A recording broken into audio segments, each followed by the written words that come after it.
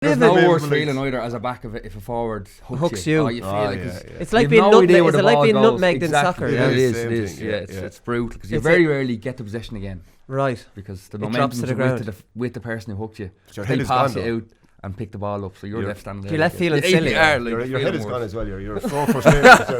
I just want to get the ball, and so the ball is gone. Then you're just ticked in it.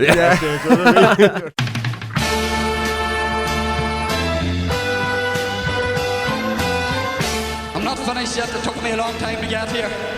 Both players have spoken with each other. So I was complaining about the league being a warm-up, lads, and a warm-up competition, and Division 1B is the Leinster Championship plus Clare, and Division 1A is the Munster Championship plus Galway, and it's just a league before a more important league, and just kind of sauntering through it. And then I turned on Limerick and Galway yesterday in the Gaelic grounds, and I was like, Jesus, this is fantastic stuff. JJ and Michael are here. Like, I mean, a few brilliant hits. Crowd really get to 14,000 at it, and there was a feel, JJ, of a championship match, and I feel for some reason two teams that didn't particularly like each other.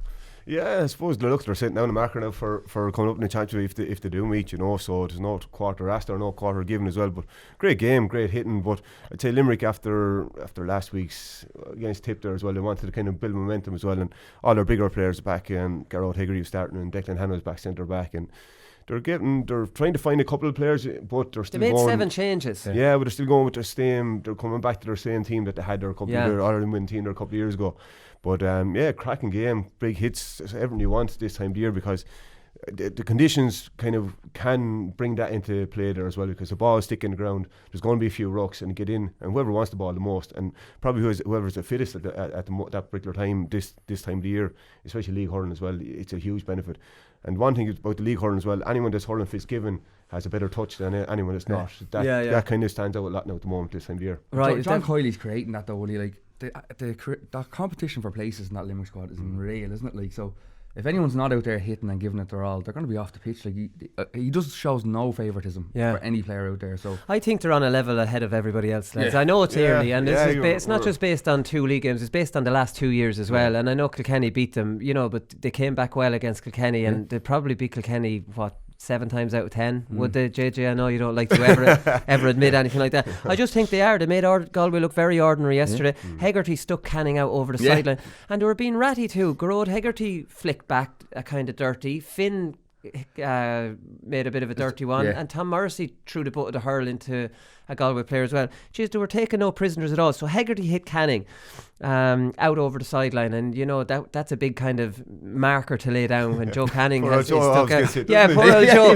If you want to lay down a marker on Galway, go for Joe and stick him on his arse, wasn't it? Paddy Marr did it. It's not easy for them. No, two big men. Now he was off balance. Hegarty had him lined up, but that's fair enough. And then not long after that passage of play, Shane Cooney came over and flattened Seamus Flanagan out over the sideline, and this was comical because Flanagan was stuck out over the sideline and landed right at John Kiley's feet, and Flanagan, he was hit kind of rattled, and I'd say Flanagan was happy enough to lie on the ground maybe and go, oh God. Kiley bent over, I'd say, well, I don't know what he said, but suddenly he shouted something to Flanagan. He got a burst of energy and jumped back up and went in tackling back. He probably said, would Aaron Gallan stay down?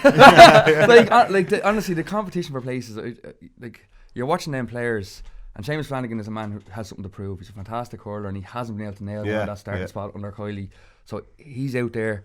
And I love seeing John Kiley. Like, you don't want to see Manders mollycoddling players over the line. I love seeing that. Get up, get out there and fight for your position. Yeah, it's a great message to send. A lot of managers might give out to the referee that's a free or something. He wasn't interested in that. Like, he's just saying, I like John Kiley too. I think he's a gentleman. There's nobody could say to dislike him. He doesn't go into any messing, but he'd be.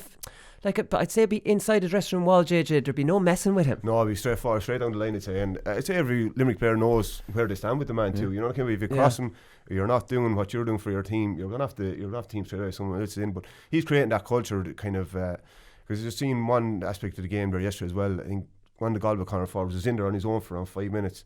Well, a couple of 5 minutes, but let's say 30 seconds. He got a score, and Sean Finn came out, started hitting the corner back to get back. He wasn't covering for his man, and someone else wasn't covering him. So that's coming from John Kiley. He's getting that to his players to say, right, we have to give a certain standard and a certain work rate here there as well, and he's not going to. And then that shows from the players on the field there as well.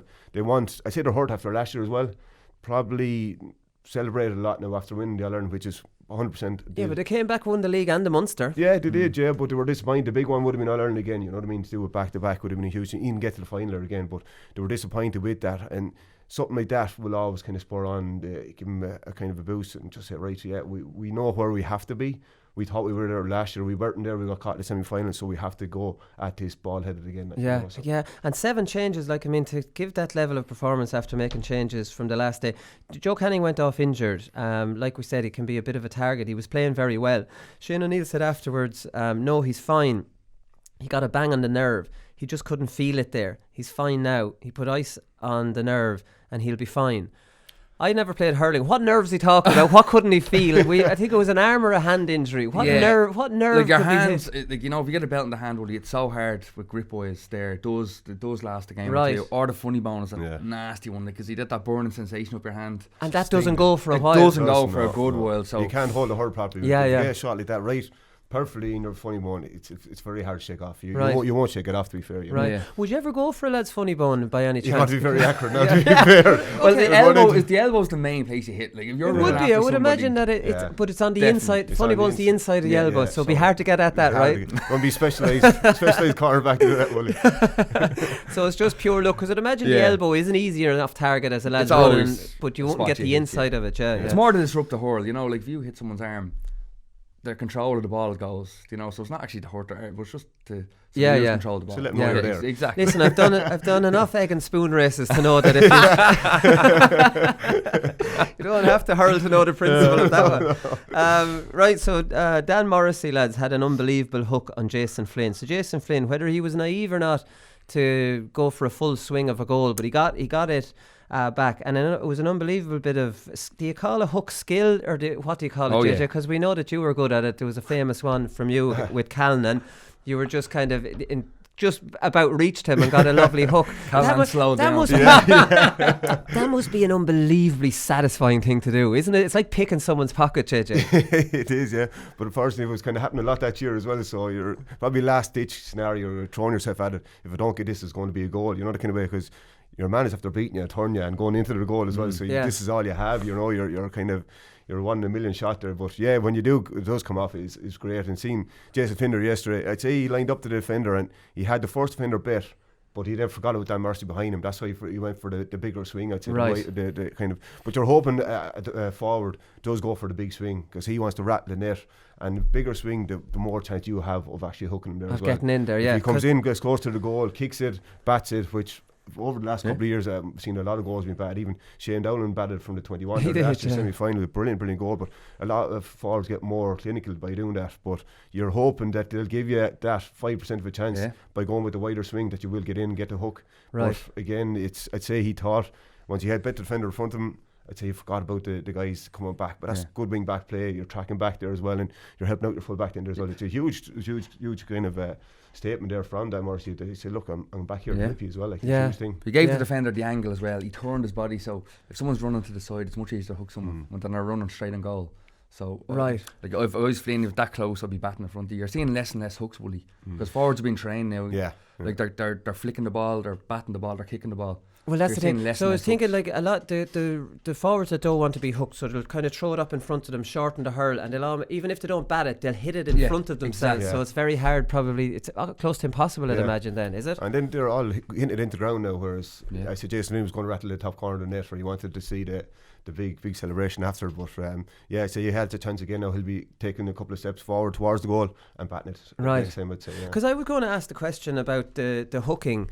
Obviously, there's not as many hooks, so this question isn't as obvious when you're after telling me that. But like, you're just a yard behind your man, and you could potentially, you know, do you say, right, I'm going to try and catch up on him and try and dispossess the ball, or do you say, I'm going to track right behind him and wait for him to hit it? Do you know, would you be weighing that up in your mind, or is it just too hard to hook, so you wouldn't bother? You know, it's a stupid question. Sometimes a hook was easier. Like, if you go to dispossess him in front, he knows you're there, so he can turn, he can change direction. Whereas a hook, sometimes you don't realise you're there, so you're waiting. It's a timing thing, you know. And if you stay behind him just enough and let him wait for him to throw it up, sometimes it's much more effective than trying to go in for that flick, because then he's aware of your position and knows you're right behind him. So right. I always like the hook, but I always struggle to catch them anyway. So. You see a lot of hooks there as well. Like, it's probably not the guy that's marking the fella that gets hooked, because he has him bet. He's going to go for the bigger swing, and then someone else, the third party's coming in to get the hook in. You see, a lot of them, well, probably 80 or 90% of them would be. So you shake off your marker. You think you're free, and somebody else gets in with the hook. You think you kind of relax the small and go for the wider swing and try and get the shot off, because you know you have your man bet. And then you see it, people slow down and the crowd is roaring, stay moving. But they slow down to get the kind of either long clearance or the better strike at the goal itself. And then you have a third party coming in, a wing back or a centre back, like Dan Morrissey there yesterday as well.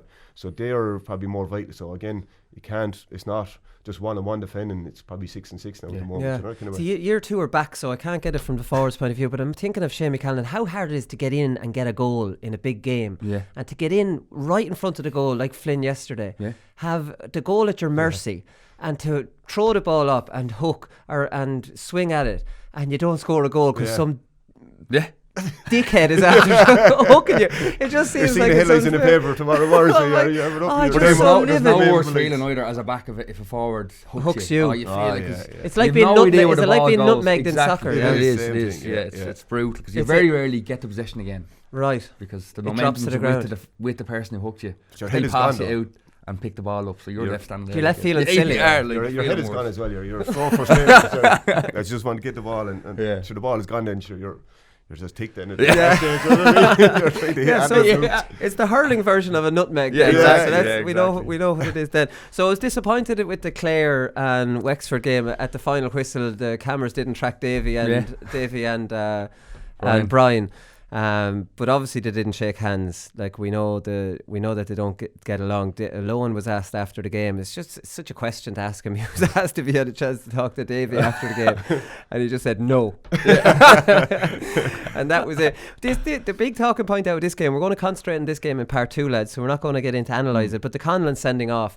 For me, it was an obvious sending off. It was frustration probably from John. It was a bad ball straight to the sweeper, and it wasn't the first one straight to the sweeper. So I'd say he was pissed off. But it was high, and he got a good hold of the helmet because it looked like he opened the helmet. Yeah. Look, put your hand near a face guard while you're gone. Like, it's a silly red card as well because no one's hurt. Like, you haven't even given someone a good done for a red card to receive a red card. Like, it's grabbing someone's helmet and you're gone. Well, you could potentially hurt his neck. No, not really. Like you think of all these times. How many players do you hear with concussion or twisted necks or bad problems from these? None. Like, there's none out there. So. These face pulls, they're innocuous, but you know as a player you're going to get the gate. It's tough at this time because people are slipping and sliding and the hand naturally goes out and people duck in now, so naturally your hand's always going to be around the helmet. But look, John can't complain, it was a sending off, but again, it's one of them where you look back and say you didn't even give someone a dunt for it. Like, it's grabbing you gave the referee an easy decision exactly. to get him sent him off, but a tackle like that, when you're receiving it, you can very easily exaggerate it. You can swing back your other hand now and all, and it looks worse from in normal time when you're watching it. And but they're all doing that, JJ. They're all exaggerating any contact, aren't they? And that's happening in Gaelic football as well. And I don't know how we stop that. I don't think we can. I don't think so. Unfortunately, the penalty for you interfering with the helmet is a straight red. Everyone knows that as well at the moment. You know what I mean? So you just can't give the referee a decision because understand he wasn't hurt, but the letter of the law he had to go. But people are exaggerating a bit more because you can very easily do it. Because he didn't want to get him sent off, but he wanted to get a free at a particular time because John Conlon was coming to tackle him. Kevin was happy to take the free. Well, I would say he was happy to get him sent off as well. I don't think they wouldn't. He didn't, you know what I mean? They don't know. He wasn't going out to do it. He was out to get a free really more. And then what happens after that? Look again. John went high with the tackle. He gave the referee decision to make. And then it was no brainer for the referee. I thought the referee was a little bit kind of whistle happy. Was he in it? He gave Liam Ryan a free against him for barging when that was just taking man and ball. Yeah. I thought that was. It gave 2 yellows to Davy Fitz and Jack O'Connor for just squaring up to each other. Just squaring up to each other. Out and there was nothing in that. That was bizarre double yellow. I mean, but it definitely looks to me like referees are really trying to. I don't know, like, I don't want to say clean up because there's not, maybe clean up is the way they're looking at it when there's no real need for that. Like, the great thing about hurling is that it is a very physical sport and like, it would be terrible to lose that. Yeah, well, I'd say this time in the league, all the referees are going by the letter of the law. Reason being that they're being judged on the games that they're refereeing at the moment. So if you want games that are on in championship, you're going to have to go with letter of the law for the league. Yeah, you're going to get whatever it is, a rating or feedback for the league. So if you go by the letter of the law, then you're more inclined to get championship games. Like, I'm presuming that's why they're going with letter of law at the moment. Right. And then you think that conditions now count. You know what I mean? Yesterday, we were on Wexford Park, and it's very, very windy as well. Like, which is, it can be down there as well. Yeah. And just kind of ball is plugging as well, because it's kind of with the rain during the week too. So I think conditions have to be taken into account. But I think referees are being just going with letter of law. They highlighted the tackles last night of the 4 games and people who could be sent off. And if you stopped hurling matches, like if there was 5 games at the weekend, Willie, and you went through highlight the tackles, you could send 6 lads off. It's ridiculous. Like no one's getting hurt out there. And for me, like, the talk of the CMB and the black card is an absolute joke. Like, there is cynicism there, and for me, the only time someone should get sent off for being cynical is if you're the last man. If you're between the forward and the goals, and there's no one else between you, and you know your decision you're making, you're taking them down, then you're gone. For me, that's fine. You know, you're making that decision as a defender. He's not in the penalty box. I'm going to give away 21. I don't want to get into the black card. I'm leaving that till Thursday when we've more time, because we've too much stuff to get through here. We start talking about that. But it's just I don't want to see it creep in. I definitely don't. Yeah, but I don't think there's an issue with over physicality in hurling either. And I do think that referees are clamping on head things, and it's the same in Gaelic football. You had Flynn from Mayo getting sent off for a very innocuous kind of tackle the other night as well, and they all seem to be doing it. What about Tony Kelly's tackle on Sean Murphy, and Joe Canning on Barry Nash tracked him, and there's an element of looking at as well, isn't there, for it to pop back up into your hand? Like, I mean, that's very rare. That would happen, JJ, isn't it? But then you have to do the work before you can get that bit look in the end. He deserved in fairness. He tracked him 30-40 yards. Joe did in fairness. But they both got such luck that it popped into their hands. But it's unusual. Rarely happens. You're flicked it away. Once you hit the ball, you're happy enough, and it breaks down, and then you have your other kind of colleagues come in and pick up the ball. But when they pop up like that, geez, you're happy days. You're going to get a score, you're going to get free yourself, because obviously he's going to turn around the tackle again. But Tony was just class. He's just on the run, and he was breaking through, and I'd say he got a lot of Sean Murphy's hand, and then it popped up to the other side of it, because when Sean turned around, he was looking at the referee. He was kind of shaking his hand after it. So because he gave it a good flick and it didn't go far, so I'd say he hit the hand. The hand opened up, and then it popped up. So it was a double whammy for Sean. So poor Murphy's livid. His hand is throbbing. Hands in bits. You might have to score a pint. What did you make of their set piece free, lads? I loved it. That was definitely planned. And 100%. Do you know what? I had to rewind it and look back again. I went, so it was a Paddy Foley went to took it. He ran away, and you're expecting Jack O'Connor, who ran up, to hit it to him, but he actually doubled it back to Rory, who's the man waiting in the pocket. Definitely safe play, because Rory O'Connor would never be behind the free taker. No, and with the win, that's a point from Rory, right? So like, they nearly used it at the wrong time, if you get me. Do you know what I mean? Well, it was brilliant to see the innovation as well. And Jack O'Connor's side in over to Mark Fanning for his score second half. Brilliant. Mark was out there 45 yards away, but he had an acre of space there as well. So in fairness, Jack, he had a brilliant sideline. He hit it over. It's kind of risk and reward, but he did it, got it. And look, again, I say they're sitting down and they're trying to come up with different things as well. That's the beauty of Davy Fitz in when he's involved with hurling teams. You just don't know what to expect. It is, No, I love that. Like, the weather forced it this time of the year, because there was no way he was going to stick the point over from where he was against that breeze. So it forced you to make these creative decisions, So but being creative from set plays, I don't think there's enough of that in GAA, because you have set plays. Now, it's not like American football where there's so many of them, but a free in the middle of the field, a sideline ball from there, come towards it and leave the other. You know what I mean? Like, Jack, there's plenty of scope for some sort of set plays. It's just like tapping it last year, the little tapping and run away for the sideline. That was brilliant too. Like these things are great, because you're in possession, Willie, and you don't want to give it away cheaply. So like, from puck out, sidelines, frees. Like, managers are coming up with new ideas rather than just hitting it as long as you can. Who did it? The sideline Limerick, was it? Or was it Galway? Waterford did it. That was it. Jamie Barron or something. That was it. You were in Parnell Park, Michael. So Dublin got revenge on Laois. They redeemed themselves somewhat from a disaster last week, but Eamon Dillon, Mark Schutte and Danny Sutcliffe all went off injured. So you're coming out of there going, Jesus. Yeah, like Danny didn't look too bad, but Trolley or Eamon Dillon, that's hamstring. He was strapped up anyway with the hamstring, but he definitely pulled up mid-run, so he's going to be out for the foreseeable future. Mark went up for a high ball, it looked like a shoulder injury. Don't know how bad it is yet, but again, he's a big loss. Dublin, played well. The Parnell Park was cut up badly. The pitch was bad, so it was sloppy conditions. Their first touch wasn't great from both sides. Laois impressed me in the first half. They were playing against a really strong Breeze. Played the ball out of defence really well. Broke down a few times for Dublin. Dublin got a few scores, but that's going to happen at this time of the year.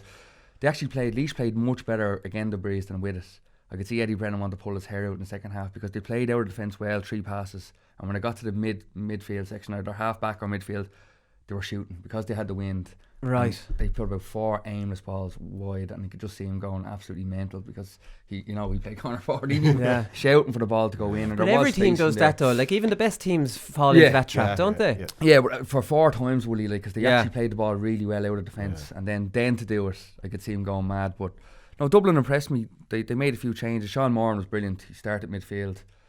Dublin, both teams put a sweeper. Both teams played it. Jake Malone played it for Dublin in the first half.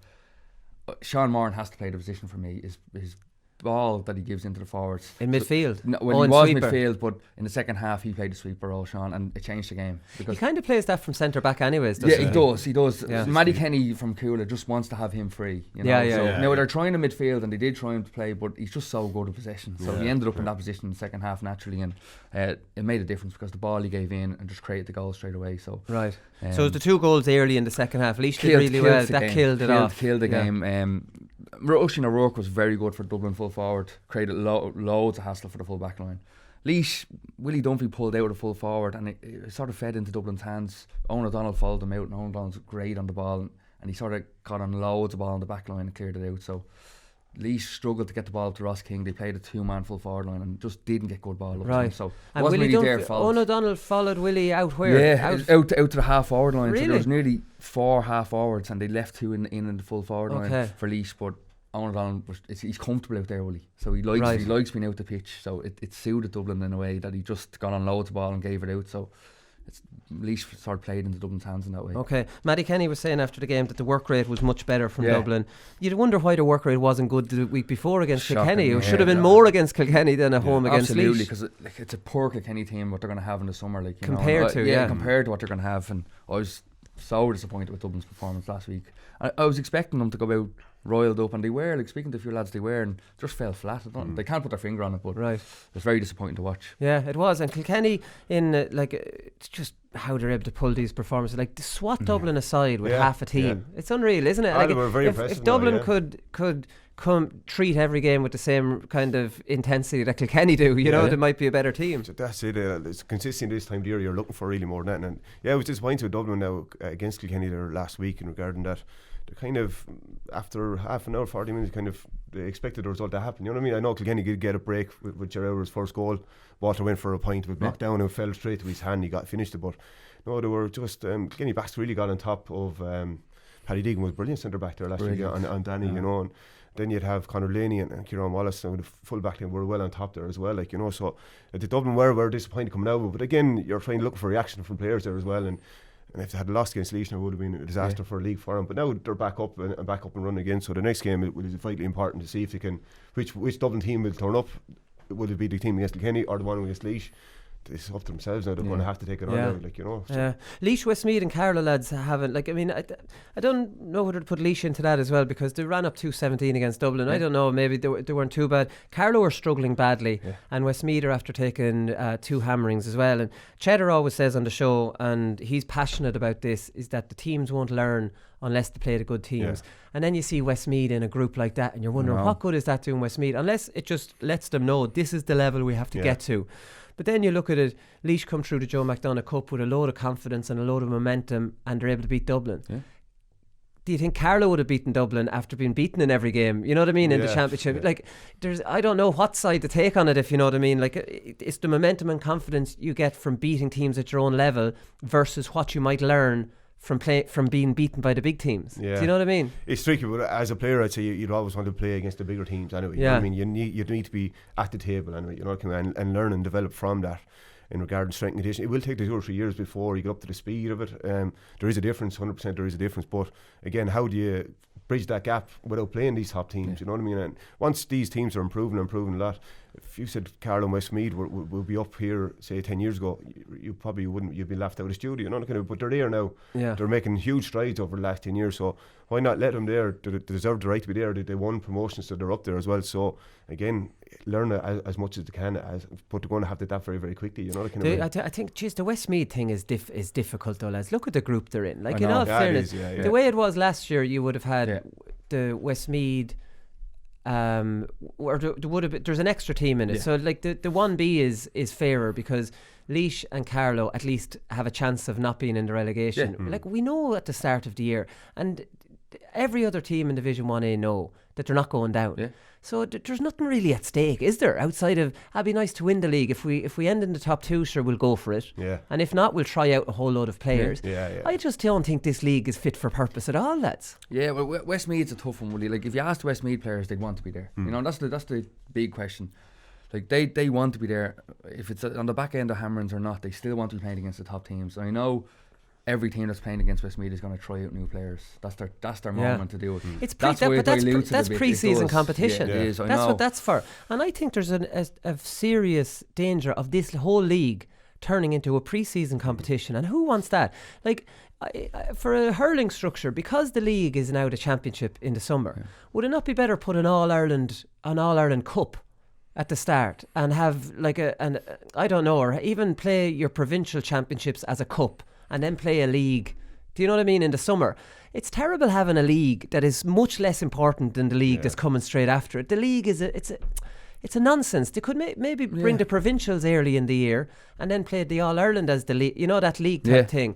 And would that not be a better structure? Because you have a cup that we could all get into, and that there's prestige involved in, and then your league later. But this feckin' thing of a league and a crappy old league that no one's going to get relegated out of. None of the good teams, the top teams, would be relegated. I don't know. I just think that it can be better. We're still seeing good games. Like, you know, like, it was very physical. We are. Like, maybe I know the games are going to be poor at Westmeath, you know, and that's just the nature of it. They are. But the rest of the games are going to be very competitive, really. The thing with the cup, it's nearly going to be that'd be like 2 championships. It'll take an awful lot out of players, because you're saying if it's that competitive and you're playing for this cup, like, you don't want to dilute the championship then, you know, because like it's all about preparing for championship. Maybe not an All-Ireland Cup, maybe provincials or something. And then I know what you're saying, but like, the league is still very enjoyable to watch. I know there's going to be some poor games, but if you put Westmeath in with Laois and Carlow and Dublin, like, it's still a poor, like, they're not learning too much, and they're still not playing the top teams. So you can't have all of them together. What I don't like is when they lose and the manager's interviewed afterwards and they're not even disappointed. I know. They're smiling and sure, look now, we got a few lads out there. That's not what the league is meant to. That is what the Walsh Cup is. But again, it's 2 leagues now. Is what you're after saying. The league is just for players or for managers to actually pick. Right, I have 3 or 4 different positions here up for grabs. I need players to stand up and stand up to the marker. That's why I'm going to play them within the league itself. Now, a lot of the managers would have their token players that they can't do without, like Paddy Marr for Tipperary. He plays week in, week out, because again, Tipperary probably wouldn't be good enough when he's not playing, you know, kind of way. So he has to play as well. But and then that kind of, you can actually put a couple of wing backs or a new cornerback.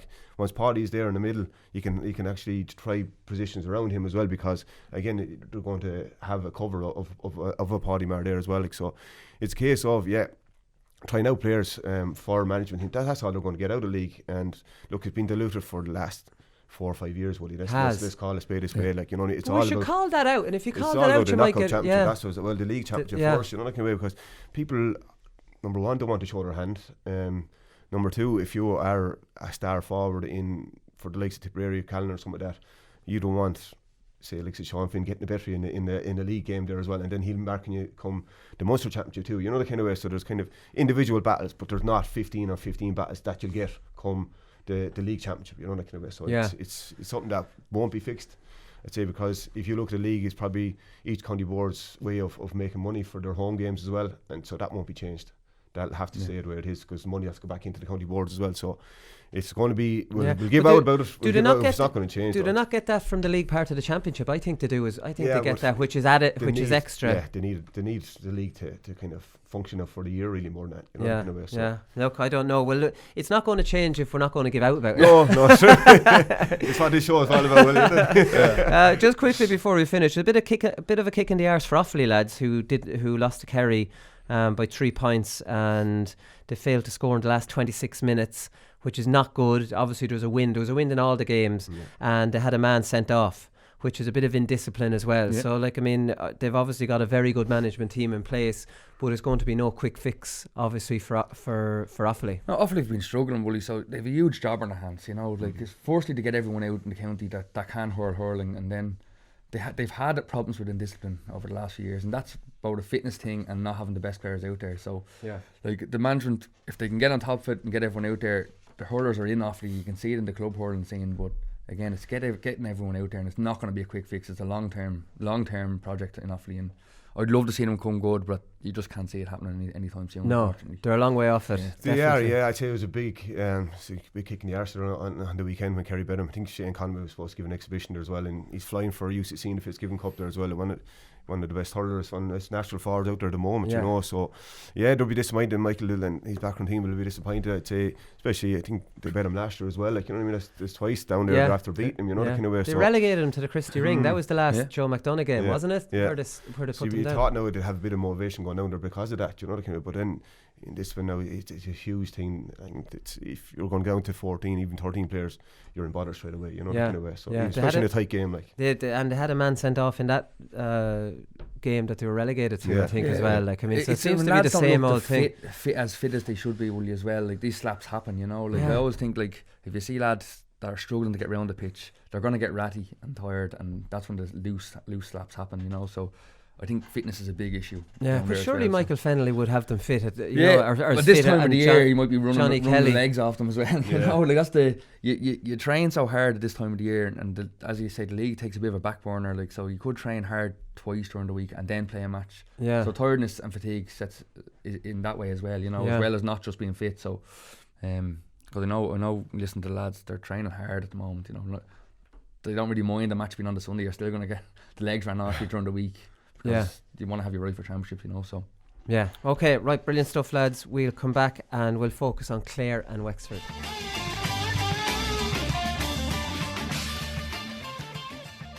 Okay, so Clare beat Wexford 18 points to 15. This wasn't a great game, lads, was it? I'll go to you first, JJ. I don't know, the wind obviously ruined it. That. So there was no quality player really from either team, I thought. No, it did ruin it. Look, again, the old cliche, the game of two halves. But Clare went out with a big lead, and Wexford seemed to get him back. But then, just for half time, then they kicked off again now and took off 4 or 5 points there in a row there just to give them that cushion. But I think it could be a game that Clare looking back on to say, right, we're down to 14 men down in Wexford Park. It's not an easy place to go, and they ground out results. So I think Brian would be happy going home, not with the style of play or what they've done with it, but the character of the player shown. It was huge, and I think teams like that always need a reference point, and they could always kind of go back to later on in the championship now. They can say, we had that mentality, we were backs against the wall down in Wexford Park.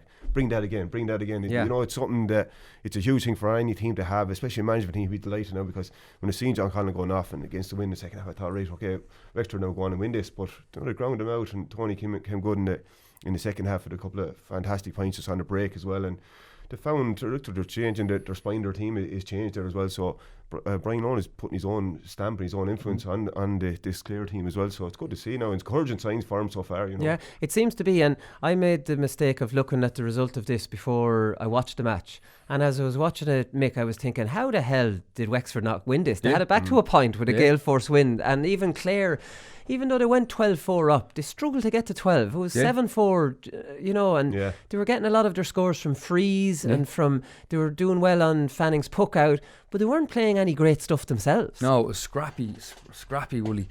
Like, the wind does ruin the game, but I'm finding people, the goalies are going short an awful lot these days. I know the weather's having a big effect, but forwards are much better tacklers these days. So, like, if I'm a manager, I'm saying go long, because teams are getting caught with the weather, the pitch. Go as long as you can, because, like, when I'm watching these games, forwards are allowing that little space to go the goalie into. Oh, they are. They were given Fanning the corner back, weren't they? And they're so much better at tackling now. You know, like back in the day, you'd go buy a corner forward handy enough, but these days they're being trained in it non-stop, and it's breaking down for teams, and that was a big factor for Clare yesterday. And Dave Fitzgerald as well, centre forward. I loved everything about him. I love the changes that Lowens that they're making. Like, he's an athlete and he struggled to get into that Clare starting half back line, and he looked like a man on a mission yesterday. Even when he hadn't the ball, we seen him in the face of Jack O'Connor, and he just looked pumped, and I'm going to nail down this. And even if he wasn't winning primary possession, like, you could see all the puck outs landing on him, and he was breaking them down, and Tony Kelly was just loving it coming through the middle onto the break. It was just everything good that happened for Clare nearly went through David Fitzgerald yesterday. Yeah. So you think he's there for, because obviously Duggan's out for this year, so you think he's there as a ball winning option on the half forward line. Definitely. We know he can be a little bit one dimensional in his play. He's not there as a playmaker anyways. He's a straight line runner really. Yeah, he'll work back and then come up the field. But is the thinking behind this the breaks for Tony Kelly? I didn't think about that, because that makes sense, and Tony was getting on those breaks and breaking forward. You knew where the puck was going to go, so Tony was kind of positioning himself over wherever Davy Fitz was. He was going to position him over there, you know. But we actually played. I was involved with DIT last year in Fitzgibbon, and David was up in UCD, and he was actually hurling centre forward for UCD during the league, so it's probably relatively not a new position to him. I was surprised to see him there, to be honest with you, when he was playing, but he done well he was on for first half and went off then, and again, just no surprise that he's gone up centre forward again. But he's getting scores, and he's breaking out of ball and winning a lot of ball. But he's working back then as well, like, you know, that kind of way. And you're probably with him working back, you're kind of, as a centre back, do you go? Do you stay? If I go, I'm leaving the middle wide up for Tony Kelly to run down the straight down the middle of it too. Well, to be honest, I would be of the opinion with David Fitzgerald, I'd be letting him on. I wouldn't be. Bubbles gives you that kind of worry. And he popped over 3 points yesterday. He did, but still, I'd leave. I think that you're making that decision a bit easier for the centre back there with Davy Fitz. No, he's not a playmaker, Oli. You're right, like, but he's just a workhorse. He'll bring that defensive mentality up there. He's a bit of devilment in him. He's quick too. He throws himself about, and forwards are going to love feeding off him, because, like, I seen yesterday, about 5 balls, he didn't catch them, but either the centre back, and they were popping down, and Clare were all around the breaks, and they were ready for it, you know. Right. Like, it's very hard to mark Tony Kelly. If he has a man marker midfield, that's when you lose him. Sprinting through, and his timing coming onto a breaking ball is better than anyone in Ireland, so like, it's very hard to mark that at the time. And he just, like, everything was just breaking down to the left, and he was bombing onto it. And I just think the forwards for Clare are going to love having a big physical fella around there. Maybe just going to throw himself around. He doesn't even have to win primary possession. And if he does go left and right and work back, Clare know not to hit a ball through the centre, because centre back's going to stay there. So you have to know that as players around you. Just don't go through the centre. So I thought Clare hit a lot of aimless ball down to the sweeper, which I wasn't impressed with. And even John Conlon's sending off came from, I think, Reedy 1-1 over under the stand, and just a no-look hit. Which you think the game's moved away from that a little bit. And I think it was Shane O'Donnell interviewed last week. He was talking about Clare looking to play the long game. There was evidence of them looking to play the long game.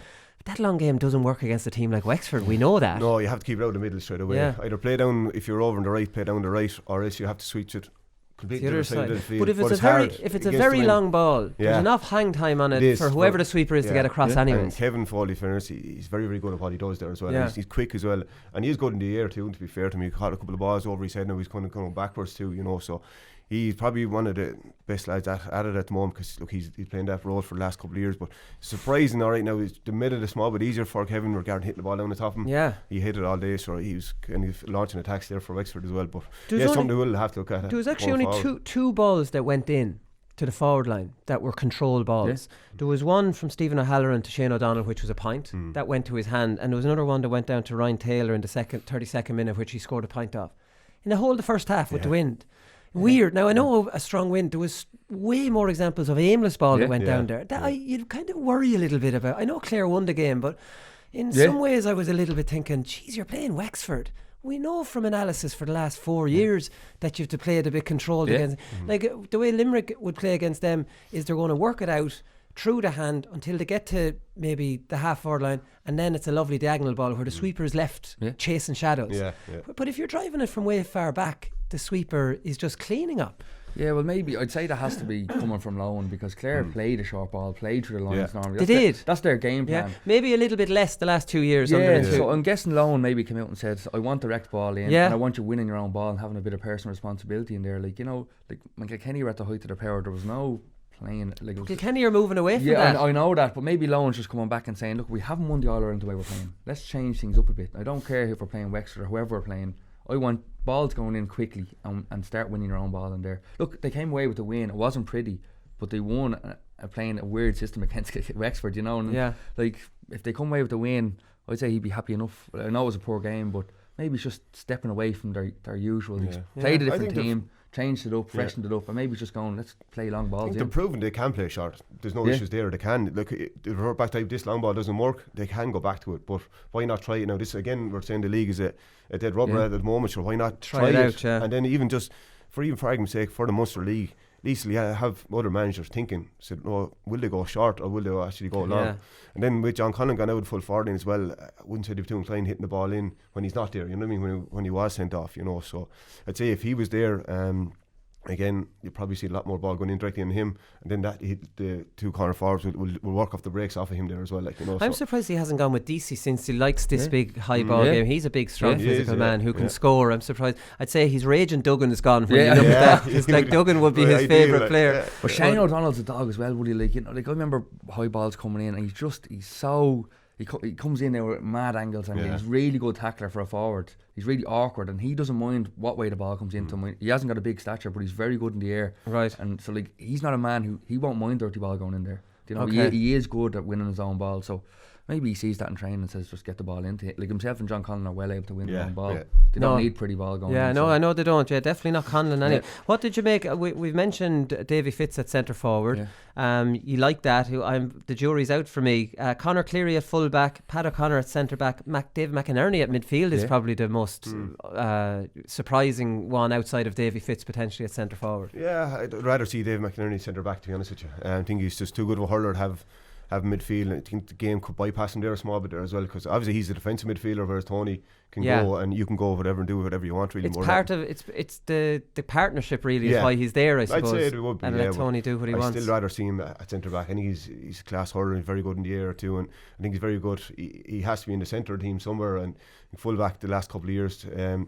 He done a lot of hurling there, but his influence is curtailed because the ball, he can't do as much. But if he's centre back, I think he could do a lot more hurling for Clare itself. But I mean, my individual preference would be have him at 6 rather than have him out midfield, to be honest. Right. Okay. And what about the two wing backs? They're new as well. Young Mccarty looks decent. Yeah. No, they look good. Like Patrick O'Connor, centre back. He's so much experience, and he's one of the best readers of the game going. Like he never looks fast, but he never looks like he's in trouble, you know. And I like him there, and I think McInerney's a great call at midfield. Like, you watch him over the years, and he does these rangy runs out down the pitch, and you know he wants to be out there and hurling. I think this is his chance now. Him and Tony Kelly could have a great partnership in the middle of the field. Like, he's a good hurler, he can take a score. I think he's going to love the freedom. I think he's really going to love the freedom. He's going to have to find his feet for the next few weeks. Like, it's a different position, but I think once he does, I loved the Clare setup yesterday. I know they didn't score well. Where's Colin Galvin going to fit in then when he comes back? Yeah, maybe you just put him on the half wing. Forward. Yeah, exactly, half forward. Like, look, you're not going to be putting high balls down on him, but he's going to be hovering around the breaks, and he's so. Well, he had Ian Galvin and Reedy, so he's not going for big wing forwards. Exactly. Like, if they all get around Dave Fitzgerald when the ball's breaking, like, you've a lot of good hurlers there on breaking ball, lads who love coming onto a breaking ball. So I think it could work for Clare. There's a lot of good hurlers around there. It'd be definitely interesting. I think they'll definitely build, like you said, JJ, like a man down away in Wexford Park, with only a point ahead with 10 minutes to go, and Jack O'Connor had a free to level it and missed it under the stand. Why is Rory O'Connor not taking those frees as a matter of interest? It's actually seemed we got the nod this year now. In fairness, he's taking sidelines, taking frees to Everton at the moment, you know. So they're really struggling to nail down an accurate free taker. They're probably one of the counties now that doesn't have it really more than that. Well, Chin is out injured. He's the free taker. He never looks too comfortable. I think so. I think people are hard on Lee Chin. I think he gets some really hard long range frees. No, he does, but I just thought, I don't know. I'd never say like he's a Pat Horgan. I know he's a one. Judging him off the very top. I always think he could miss one. I always think he could miss one. Rory O'Connor was lucky enough to be on the pitch as well yesterday. That was a wild enough one. Like, if you're coming in with one hand, you've no control. You've no control. So if you're coming in with a full swing and late, I thought he was very lucky to stand up on but do you know, I was glad he didn't get sent off either. Yeah, I know. I don't want to see people get sent off, but he was lucky. Yeah, he was. He's probably lucky. That was petulant, and it was late, and he kind of knew. He knew what he was doing. He was leaving something on. So you look at the damage you do with that, and then compared to scraping someone's helmet, will you? Yeah. One's a red and one's not. Like you know. In the current climate, Rory O'Connor is very under a lot of pressure there, wasn't he, from potentially getting sent off? Oh, yeah. But then again, look, there was no major injury there. He came in, like, I suppose with stuff that lads got away with years ago. I don't know, there was a video doing the rounds on Twitter there. It was Aidan Hart, the Galway player, tweeted it out, and it was an old club game. Do you know what club game it was? So a fellow was trying to take a quick free, and one of the forwards on the opposition teams came over and stood on the ball and backheeled it away from him. So your man just pulls across his legs, right? So your man drops down to the ground. The referee runs down, picks up the ball and brings it up. Absolutely brilliant. That was brilliant. That was just, you couldn't get any funnier than that. Like, but that's hurling 20 years ago. It's brilliant. Like as I said, we're not seeing mad injuries, you know. Like, so all these rules that are coming into hurling, we're not seeing lads going off with concussion or broken legs or arms, and I don't think there's too much to change about the game. No. The cynicism maybe, but everything else, I think let it be. Yeah, there's no need to change too much. Rory O'Connor had a very withdrawn role, so he was way back, and he took one short puck out and he mishandled it, and he was playing Sigerson during the week. He was probably wrecked, and maybe that fed into his kind of tired tackle. Absolutely. And he dropped that ball, and he was nearly too far back. But here's the thing on the short puckouts against the gale force wind. Sometimes I don't think managers go, right, we want to go short puckouts. That's grand, that's our tactics. Now there's a gale force wind against you. Now I played in the backs long enough to know that when you're playing against the gale force wind and you get the ball in the corner back position, you're thinking in your head, oh shit, look how far I have to go. Especially if you're facing your own goal. And there's nothing on, and if someone doesn't show very quick, I could give this ball away. It's the last thing you want is a shot. So like, I mean, if your tactics is that's fine. But I would say on a day where there's a gale force wind, lads, I know we love the short puck out, but today, I don't want to see you doing it. Like, you don't see managers changing based on the wind too much, do you? No, because even if you're a corner back, Willie, and you can't get by your man, you have to puck the ball. You're pucking it into a gale force breeze under pressure. Yeah. Off balance as well. Like, you're lucky it's going to go 30 yards. And the way forwards are tackling, like you said, is terribly hard. Yeah. So, like, I've been watching it, and you've seen it against Tip and Limerick, and Tip fell apart with a few short puck outs, and Limerick put them under pressure. Like, teams are goading goalies into it, and people are falling for it. Yeah. I know you've no choice against a really strong breeze, but I think a game plan has to be very strong. You have to pick a cornerback who's able to take a man on and break a tackle, because there's no point in him striking it. Yeah. The goalkeeper might as well strike it. You go further. So the teams are leaving cornerbacks free though as well. I mean, they're targeting people, right? I don't want number 2 to have it. I don't let number 4 have it, and then. Do you know, what do you do then? Like, you might want number 2 to get it, but he's been marked, and number 4 is free, so you have to give it to him then. Yeah. You know, the kind of the only thing to do, might be as comfortable. We'd a corner back with the club, and he'd be like, first thing he says was, I'm not getting the ball. And I was like, but you have to look, so he'd be like this. Don't give it to me, don't give it to me. But you just can't, like, you know. The only thing to do when they're giving you the corner back is was a Cork and Clare that year in the Munster final. Give it to the corner back, get it back, take your 4 or 5 steps, you know, and get up and drive it then. You know, so you're gaining a little bit against the wind. But giving it to the corner back and saying, best of luck with it there, mate. Everyone turned their back to the corner back there. Oh, it is tough. It definitely is tough. And like, the way I look at it, and I say this in Gaelic football, if you're at a point as a goalkeeper where you're standing over a kick out, nobody's free, and you're standing there wondering, drive it out. At that point, grand if there's a quick one on and it's aggressive and there's someone free, get it out. But if you're at a point where, geez, they have us pressed here, don't be messing around with that shit. That's too risky, you know. But you have your ball winners, no matter where. Every team have their ball winners, so should have it down in that area. You know, fair enough. There's 4 or 5 lads going up for it. I don't mind. Let them win it after that. You know, the kind of way. Because that's what they're there for. If they're ball winners, they're good in the air anyway. Like, you know what I mean. So let him up, and then the rest come around in the break as well. Like, you know, which Clare were doing now, to be fair, with Davy Fitz going up, and then Tony got a couple of points off it there as well. So I agree 100% with it. It's no point in going short for the sake of going short. And then you're kind of caught, especially with the elements have to come into the counter as well, like, you know what I mean. So Maddie Kenny lost the plot in Parnell Park yesterday. Sean Brennan found James Madden in the corner, and again he gave the ball to him running back with 2 defenders behind him. James Madden dropped it, and Leash got a score, but Maddie Kenny sprinted down the line, everything long, you know. I thought in the first half, you know, so like, he absolutely cheap lost score given away. That's all they're doing. Yeah, exactly. Well, it is conference to the forward and 2, and the cornerback dropping it or whatever it is. Like, you know what I mean? It's a kicking over. They're pinning you in, and now there's a score, and you're back to where you were, and now you have to do it all over again. Only you're under way more pressure. Only you turn your back to and the crowd, and the crowd's on your back. Then so and nobody wants it. And there's nothing. I think it spreads panic throughout the team when the goalie has it and he doesn't know where to give it. Be more kind of assertive and go right. Have a quick glance. Nobody's making a run. It's going long. Now the goalie knows what he's doing. If the goalie's standing there and he's looking and is anyone going to run for me? And now there's panic. There's panic all throughout the team, and there's lads hiding out there. And then when you go short, then there's panic in the stadium then as well. The crowd go absolutely crazy when you go short. A score comes off it.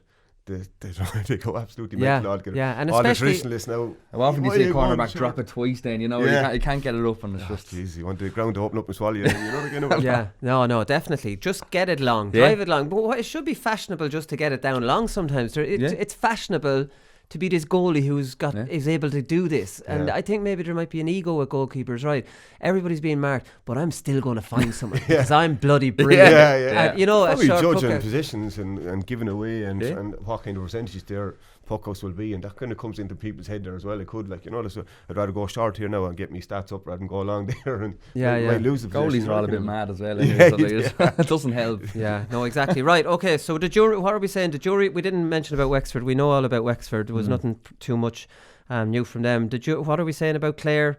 Obviously they'll gain a lot of confidence from that win. A man down, backs against the wall. Quality wise, probably nothing major outside of Davy Fitz and Tony Kelly. But again, you kind of earmark these couple of games to say, right, this is what we can do. The kind of in regarding the motivation and their will to win, really, more than that. And they kind of have to kind of draw that as much as they can. But I'd say Brian Lohan would be delighted going back up the road. I know it was hurling wise wasn't great, but the character the team shown was 100%. Okay, brilliant stuff. Right, we'll come back with performance of the weekend.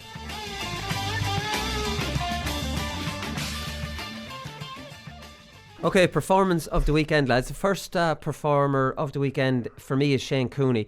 Now, he's was in performance of the weekend the day after St Thomas's lost to Borrisoleigh. He was outstanding that day, and to me he looked like, I was asking lads, where's this lad been? Because he looked, when you watch a club match and the county lad stands out, and he looked like just a big strong fella who's head and shoulders above the other players, and I thought he was very good yesterday. And I think if he could nail down this position, what do potentially Galway do? McInerney's getting tried out full back. McInerney, whether he'll stay there or not, I don't know what you think of him. Daithí Burke has to come back into this. But Shane Cooney's another string to their bow, JJ, if he can nail that down that number 6. Yeah, centre back is always their key position. Galway down through the years could find kind of an out centre back. Garrod McInerney a couple of years ago was absolutely brilliant, but last year he wasn't as good as what he was then too. But him full back's interesting, but I think Daithí Burke's going to go back full back again. You think so? I think so. He has that fear factor around his career. He does. He's an aura in there. No full forward won't go anywhere near him, and you're not going to poke high ball into it, so you have to go low as well. But he's very good at attacking the ball there as well. I think for opposition, I'd love to see him out midfield or even centre back, because he just dominates in around the full back line there, and there hasn't too many forwards got the better of him over the last few years, and he marked the best of them, to be honest. The kind of way. So I think as a Galway supporter, I'd say they'd like to see Daithí Burke back in full back, because I just think he has that aura, and he's done away with a lot of full forwards down through the years, and I think he just has to be back at number 3, I think, But that's the thing, and sometimes managers will come in and change things for the sake of it. For me, putting Daithí Burke midfield, I know Derek McGrath mentioned last night, for me, that's changing it for the sake of it. Like, Daithí Burke is a no-go zone. That position's tied up, and he takes man and ball, and he's aggressive, and he's I don't know, the crowd love him. And to lose that, I think, would be stupid for any new manager, and that should be your starting point rather than saying let's move him to midfield. I know he's very good for Corofin, but we know that's the big ball, and it's not. They're completely different. I think Garrod McInerney might be in trouble this year. Very good hurler, he's physical, his mobility. They were putting centre forwards in there and just pulling them all over the pitch. It's not. The teams learned, don't give high balls down on them. Don't. So could he play midfield then, maybe, and be like an Ollie Baker type of midfielder, or has the game moved on? It's too mobile in midfield. Lads are too fast to leave you for dead in midfield. Shane Cooney looks mobile. He's strong as Knox. We've seen that with his hit, and he can take a score. He looks like the full package. So and he's hurling really well. So I can't see him moving out of that centre back position, because Galway have struggled there for the last year or two. So I think Garrod McInerney might be the sacrifice that Galway are going to make it's so hard to see where you're going to fit him. I think he has to be central, and if you have a full back and a centre back, I don't know. I wouldn't play him midfield, and unless he can go centre forward or full forward. The only thing is it could be horses for courses, and say, like, I'm thinking of a Peter Duggan playing wing forward. You know, if you're playing a team that had a target man or a Walter Walsh, you could play him maybe to Mark Walter. Or Galway have enough forwards, natural forwards, without putting Garrod McNerney up there. You know, wing back, say, on, you know, to mark a big targeted half forward, if you get me. He could be 7, I suppose. 7, only depending who they're playing. They could come in for special games, but then if you're starting with Cooney centre back, then Pádraig Mannion is definitely number 5. So you're either Aidan Hart there or Garrod McNerney. So you're picking one of the two of them now. It's going to be for 7 really more than that. Good headache to have, but I don't see him being 3 long term, to be honest with you. Right. Okay. So he could be under pressure for that then. Talking about number 3s, you've segued well into Robert Downey, lads, who he played wing back last year in the first round. He played full forward for the Miners. He played 2 years ago only. He played wing back last year against Limerick, I think, when they lost. He played in the first round of the championship anyway. He was new. He was wing back, I'm sure of it. And he's back to full back and played really well on Jason Ford by all accounts.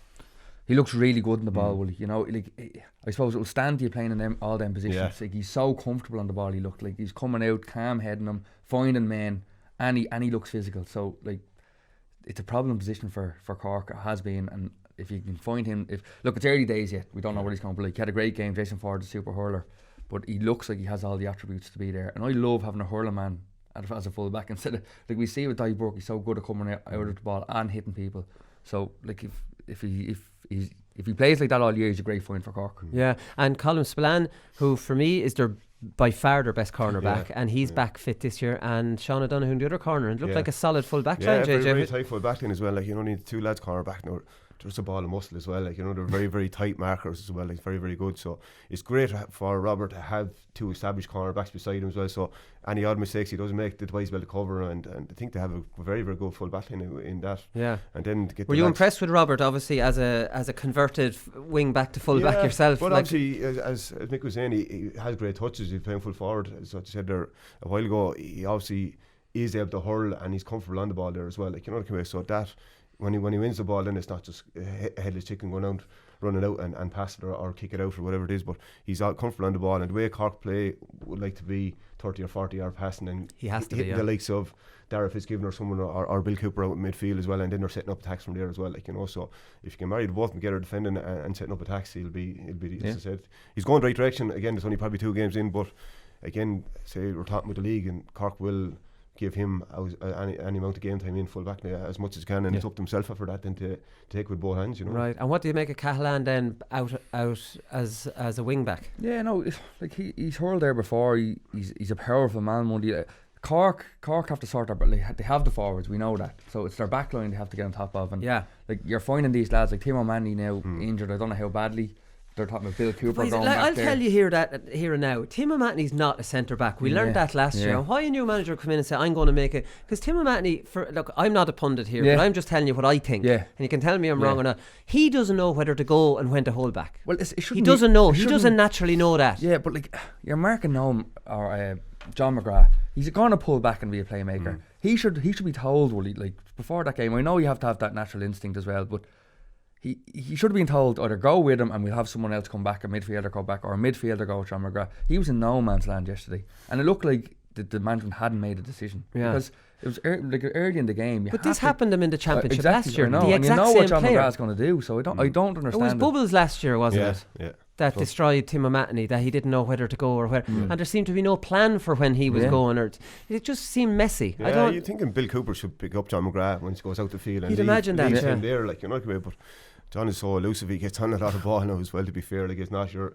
average centre forward going to be marking either. But then again, like, anyone that's at number 11 for a county team is going to be good anyway, you know. So, but yeah, it'll be interesting to see. But I think they'll give him game time as well. Like, you know, he's there probably protecting Robert Downey a bit there too. He's standing in front of him, so maybe they're happy enough for his man Tim's man to score a couple of points once he's protecting the full back line. Maybe that's what in his mind. Is the obvious switch not Tim O'Mahony into midfield and Bill Cooper at centre back? Yeah, there was. Yeah, do you know that way, right? Yeah. Is that not an obvious thing? But based even on last year, do you know, not even trying it this year, just play Bill Cooper, sit in centre back, and Tim O'Mahony to play in midfield, where he's a great hurler and he's a bit of a free spirit. Yeah.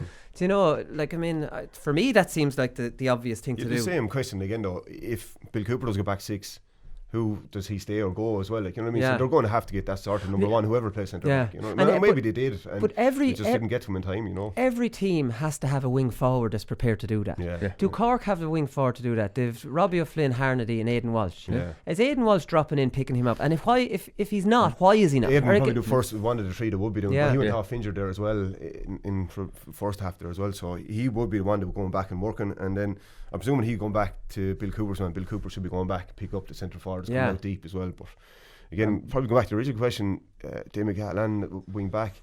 I think Mark Olam's going to be there come championship. So whether he might go over as 5, but Mark Olam is definitely going to be 7. Coleman played midfield. They're trying him out there. I think he's a lot better wing back, to be honest. Come championship, I'd say I'd be very surprised he's moved out there. He's been so consistent there for the last 2 or 3 years. Probably one of Cork's best defenders as well. So I'd say come championship, he's going to be back 7. Yeah. Midfield's not an issue for Cork either. No. So like their back line is so.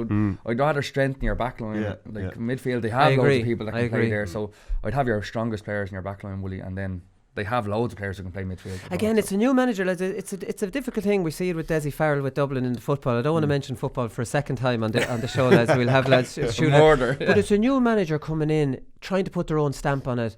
Do you come in, like, if you don't put your own stamp on it, you're accused of not having your own ideas. And then you have potentially Shane O'Neill, we don't know yet, potentially putting Dottie Burke in midfield, which is like, what are you doing? You know, like, I mean, it's that pressure of I don't know, I've never been a manager or come in after another manager to know the pressure there is. Maybe not pressure, maybe it's just you've seen them enough to go, I fancy him there or whatever. You're not trying to change it. He did, like Fitzgibbon, for me, his best position is midfield. Definitely. He's brilliant. And he's brilliant, and he's played in the forwards the last day. Centre forward. That's silly. Again, I think you'll see him midfield. I think it's one of the things will throw teams off for a while, playing centre forward, but he's going to be back midfield. He's too good. Again, with Bill Cooper, he's brilliant midfielder, and he's like an enforcer on that forward line. He throws himself around when other Cork lads probably wouldn't, you know, and he creates that bit of space for them. So I probably just want to take him out of centre back, you know. Will Tillman, when he do that for the forwards, will he throw himself around? So maybe that's just the conundrum he's in, you know. But he doesn't want to play him centre back. But so exactly. Questions to ask. No, there is. Tony Kelly, we've talked enough about Tony Kelly, lads. Absolutely brilliant. Like, he was absolutely brilliant maybe in the last 10 minutes. I wouldn't say absolutely brilliant right throughout the game, even though he's clearly up for it, because he dispossessed Conor MacDonald early in the game and did a celebration. You don't often see Tony Kelly. This is in the league, that means nothing according to me. So I thought that was good to see from him. And then obviously towards the end, his engine is unreal to be able to stay going and be running at that speed. Richie Holden got 1-3 for Kilkenny. JJ, nice to see Richie back after all the controversy, and to score 1-3. It was a late goal, but 1-3, they hammered Carlow. But it's good to see him back at full forward. It's great to see. I hope he gets a run in the league now as well, kind of consistently, injury free, and I'd like to see him kind of having a kind of good 4, 5, 6 months there in coming the league and league championship then as well. Where would you play him? I'd play him full forward. Full forward? Yeah, definitely play him full forward, Or Colin Fennelly then? Yeah, but you could put him in. You could. Richie's so good actually coming in. You can actually pay him corner forward and bring him out in behind the half forward in there as well, because he's very good at actually catching ball over guys as well. He's a small frame, but he's very, very good in the air too, you know. And then you'd leave the space for maybe Colin, maybe and Billy Ryan, maybe in the full forward as a 2 really, more than that, you know. So that's where I'd like to see him in the full forward. I can't see him out in half forward or midfield. So I'd say it'll be either 15 or 13, I'd say. Half forward, okay, 15 or 13. There, full forward. And will young Owen Cody from Ballyhale make the step up this year? Is there any? He'll get a run, I'd say. Yeah.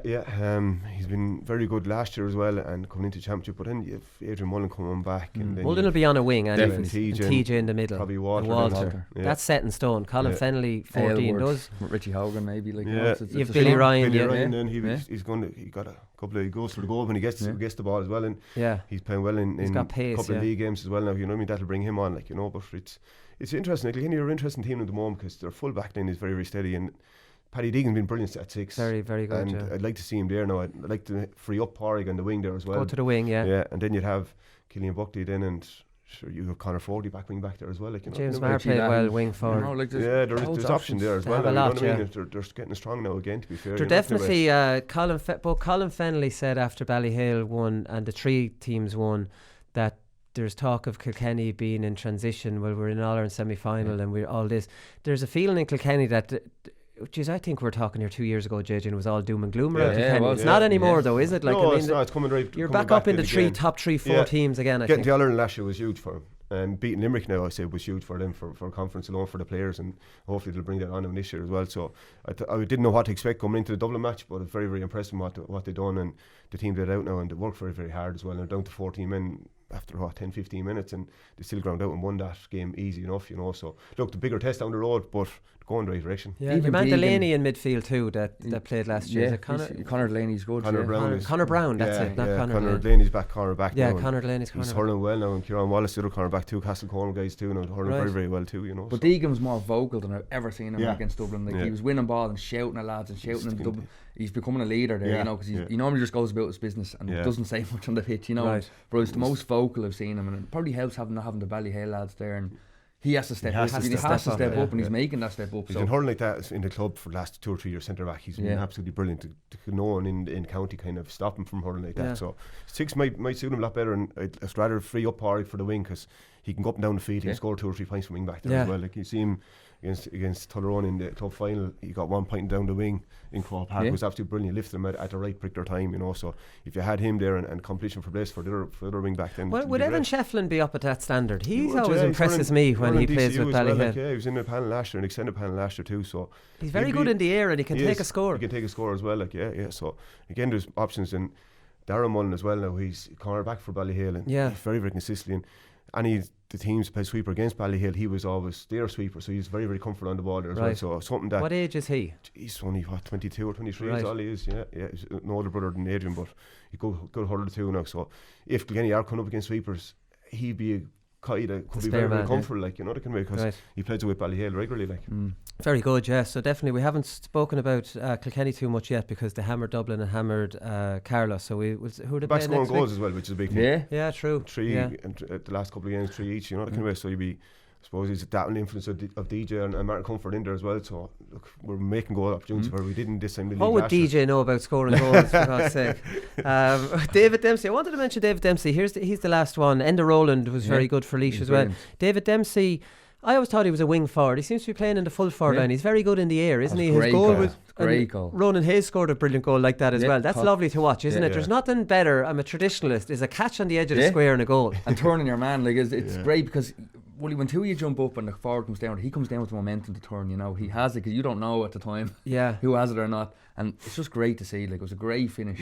And it was a great ball by Graham Mccarty. But that's it. That ball, Dempsey's attacking it, and the back is turning back. That's right. So there's only one winner on that catch, isn't there? It's a horrible feeling as the a defender back when couldn't see the ball's going over your head. You don't know where he is. No. You're hoping he won't get there in time. But then by the time the ball hit, your man didn't know where the ball was. Exactly. That was it. It's just, it was in the back of the net before you knew about it. Do you know what Limerick are brilliant at as well? Is they'll give a ball to the wing, and the man that gets it in the wing is hitting it straight back across the field for someone bombing in. And how they're able to put it across straight into a lad running at full speed's hand. The skill levels they show Limerick, it's Graham honestly, Mulcahy's great at it, because he gets so many he's balls good at in the it. corners. Flanagan did it brilliantly too. I think it was Gerard Hegarty in the first half. That's right. Jeez, they're brilliant at it. But hitting a moving target like that, lads, imagine it's not that easy, you know. No, that's what Limerick are so strong at it, because they give the ball to the man in the better position. Like the majority of the time. So I know last week the Galan was a little selfish. There was a man outside him and he kept it, and I know Tommy was just like, I'd like to see that in the full forward. But I don't see that with Limerick too often. Normally they do give the ball to the man in the better position. So it'd be great. It's a great line to play in, because if you're supporting the full forward line, you know Graham Mackay's going to give to you every time. It's easier to make that run when you know you're going to get the ball. And do you know the thing about them as well, even when subs come on or when you start the game, like you could get into a game and it could be 7, 8, 9 minutes before you get a touch of the ball, and you're like, geez, I need to get into this, and you might do something that you don't always do to get into the game. Everyone in the Limerick team gets a touch very early in the game, don't they? Like, they just play it around, and everyone's on the ball, and suddenly they're all settled into the game. It's geez, you'd just love to play on that team, wouldn't you? Like, I mean, it would be. And Enda Rowland, we know he's a brilliant shot stopper. Great, he played really well yesterday. Willie. Danny Sutcliffe ran in 1-on-1. He made a great save from it. Eamon Dillon again 1-on-1 made a great save. Even for the goal in the second half, Dublin's goal, he made a great save, and the ball went out up in the air, and Oisin O'Rourke came in and got the break, but there was nothing he could do. He was on the ground after making a great save. So like the Laois could have been 9 points down in that first half. Like, there were 3 really good saves from goal, so he kept them in it, and then they came back and went ahead. It was only because of him in goal, really, right? Okay, fantastic stuff. Okay, brilliant from Enda. I think I'll give performance of the weekend to Tony Kelly, just for that. Clare wouldn't have won the game without him, there's no doubt about that. He did it at an important time when Wexford were coming back, and I suppose that's when you need the leaders. So we talked about quickly, we talked about all the different changes on the Clare team, but not Tony Kelly's new position. He's kind of been around there, like he plays number 11 dropping deep. What do you think of starting deep and breaking forward? I suppose he was doing that from 11 anyway, though, wasn't he? Yeah, but you're playing to his strengths a lot more, because when he's hitting the ground and on the breaks, but you need someone to break it for him. Like, you know, he doesn't, even when he was 11, he never even tried to win his own ball. He was just trying to go on breaks. But once he's getting it and running at the goal and he's at pace, there's no one going to catch him. Right. So so just to get this clear in my head, when he's 11 from puckouts, he's in front of the break. You're facing the ball. You're facing the ball. So from general play, he'll be behind the play, running onto it. But from puckouts, he's running onto the break and puck out rather than being in front of the puck. Ball is going over his head. Yeah. From puckout, so he's a lot more dangerous from there, right? He is. Yeah. He can. Yeah. He wouldn't be overly brilliant now winning his own ball against one-on-one. But on the ground, on the grass, his first touch is so electric, and he's at speed as well. Like, when he goes, I don't think in a foot race he beat majority of any man markers that's going to be on him. He's so graceful, isn't he? He's as graceful as timing as well. His timing to come on to things. Like Keane Lynch, two of them are so good at it. When they come on to breaking ball and that touch, they're gone. There's no one going to catch them, you know. It's no coincidence either that they hit the ball at the right time, you know, that kind of way. They have it down to a T. Really. That's why I think Davy Fitz is there, because you have an 11 now. You have a number 11, whereas when he was coming back, he was relying on either the ball coming to midfield or going to wing forward, and there was always going to be another back there. But now that there's 11 there, he only has to beat his man in midfield and he's gone. So I think it's going to suit him down to the ground. Yeah. You know? Okay, watch this space. Fitzgerald and Tony Kelly partnership from Puckouts. So we'll be keeping an eye out for that. Right, that's all we've time for. We'll be back on Thursday, and we'll there's no hurling next weekend, I don't think. No. Maybe we'll take a break, or we'll do some show on Thursday. It won't be a preview show, but we'll do something. We'll talk to you then. Good luck.